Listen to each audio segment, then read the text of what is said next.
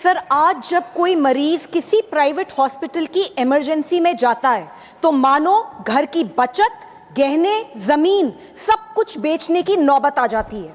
आप हॉस्पिटल के अंदर जाइए, बेड्स की कैटेगरी देखिए, डिलक्स, प्रीमियम, स्वीट, इनका रूम रेंट कई बार 5 स्टार होटल से भी ज्यादा होता है। आपसे पहला सवाल पूछा जाता है, इंश्योरेंस है?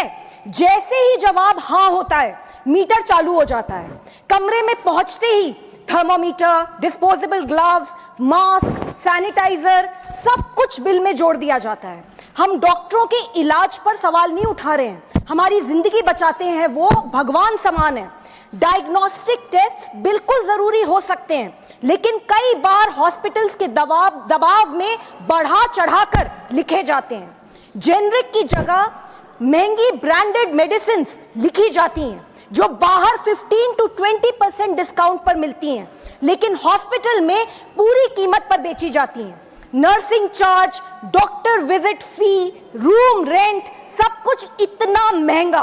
बिल ट्रांसपेरेंट नहीं होते, बल्कि उनमें हिडन चार्जेस और अनएक्सप्लेन्ड फीस होती हैं।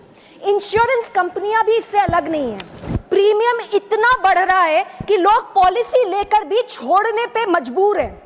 ऊपर से कंपनीज छोटी छोटी बातों पर क्लेम्स रिजेक्ट कर देती हैं। नतीजा, हर साल लाखों परिवार कर्जे में डूब जाते हैं। सर, इस सेक्टर को रेगुलेट करने के लिए 2010 में क्लिनिकल एस्टैब्लिशमेंट्स एक्ट पास किया गया था, जिसने राज्यों को अधिकार दिया था कि वे मेडिकल प्रोसीजर्स की मैक्सिमम रेट्स तय करें।